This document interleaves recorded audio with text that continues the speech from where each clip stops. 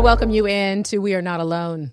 On Queen City News Plus, I'm Alicia Barnes, and I'll be joined here with Maycay Beeler. Maycay, today we're going to talk about the CIA has released a collection of declassified UFO documents, including reports about alleged Soviet clashes with aliens and other mysterious occurrences.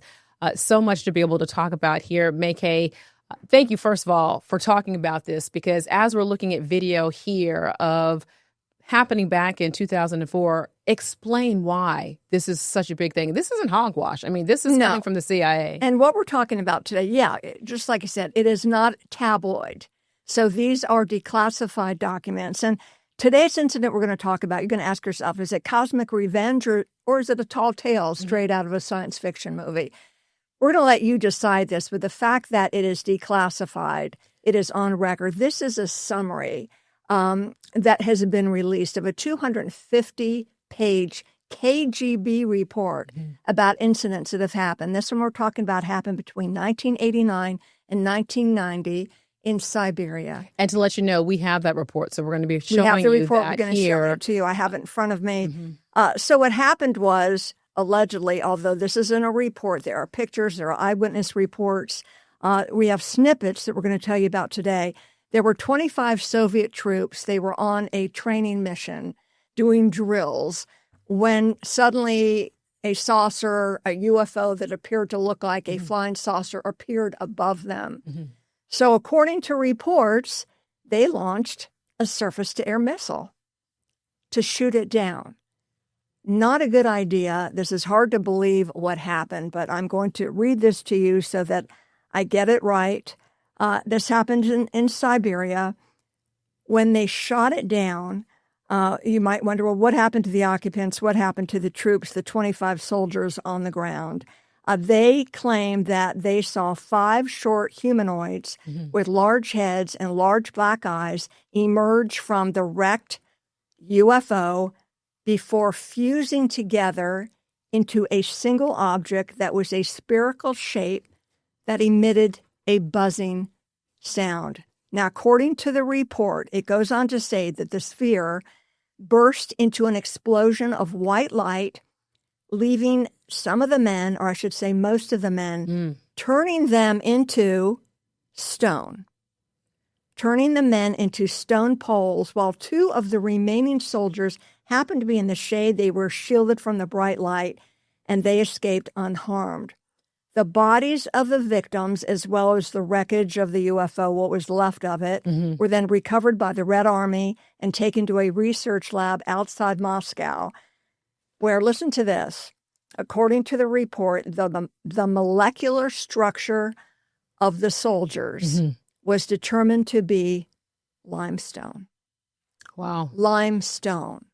So they were turned into stone. It was limestone. And according to experts at the time and to officials at the time, this was done by some type of powerful force that is not known to humans. I mean, I feel like it's almost like one of those episodes. I mean, this is serious. And the fact that this document that everybody's looking at here that we're showing is now declassified, just so people can understand the timeline, this was declassified how many years ago? So it was actually declassified, believe it or not, in 2000. In 2000. So the incident reportedly happened between 1989 and 1990 in Siberia. It was declassified in 2000. So why now, just now, is the CIA posting it on their website? That's what I want to know. I mean, let's talk about it. Okay. So I'm going to have a guest talk about this in the next couple of days, but times are changing. We all know that the world is in a bit of a chaos. We all know this, right? The tensions are high. People are on edge. There's talk about war. Of course, we have Ukraine and Russia and the war, a lot of unsettlement. When times are unsettled like this historically, we know UFOs and UAPs, the new UFOs, exist. This is a fact. Now, don't look at me and say, well, what do you mean? We don't know if there are aliens out there. We're not saying they're aliens, right? Unidentified flying objects. We know that's a fact. We know that these are facts. Okay. People get confused, though, because I think when you hear UFOs, then you're thinking in some people automatically just say, I don't believe in that because they're thinking aliens. Right. But here you're saying just the unidentified flying objects are a fact that we have spotted those. And this document shows that. And unidentified anomalous phenomena. That's the new name of it. Okay. We know those exist. There are records of them existing going back 80 years. 80 years. And then, of course, if you're a historian, there are records of strange things going on back thousands of years. So let me just ask you this, Maycay. Why is it that this makes people uncomfortable? We talk about things like that. I mean, people obviously watch and they're intrigued. It's fascinating. But there's also the skepticism that comes with that. Right. Well, let me go back because I don't want to forget this. Why are we hearing more about UFOs and UAPs now? Okay. Lately, I kind of touched on, we know we're kind of in a chaotic state in the world. Going back 40 years when Roswell and the first appearances, there have been a lot of appearances over the years, but when they happened, there had been reports of UFOs and UAPs over military bases and nuclear weapons where they had been monitored and turned on and off. UFO experts speculate that in times when there might be a fear of a nuclear war, and I'm not saying that's going to happen. Dear God, please don't let that happen. But there are fears of that right now. There's talk of it, that these UAPs and UFOs make themselves known more. Now, are they manned by adversaries? Are they manned by other terrestrials that live on the planet that we don't know about? These are things we're going to be talking about later. But this is why they say it's happening now, and the CIA and different authorities are releasing information slowly for us to digest it slowly so that we are not in a state of shock when full disclosure comes. I'm not saying I believe in full disclosure.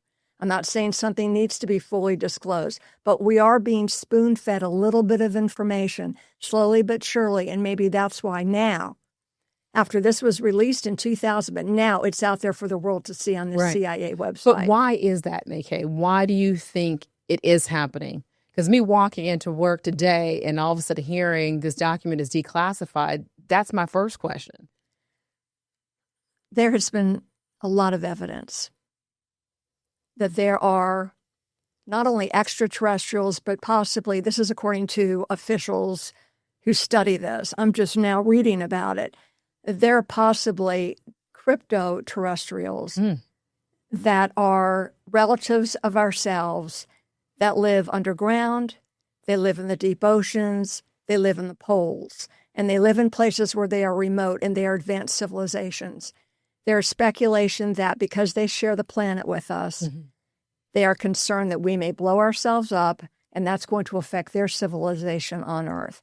Plus, there's the theory that there are extraterrestrials that are on our planet that are watching us and that they don't want us to destroy ourselves. These are all the theories that are out there, folks. We're going to be talking about this in the very near future here on We Are Not Alone. Not from me, but from the experts that have dedicated their lives to studying this and have even had close encounters of their own. So why now, Alicia?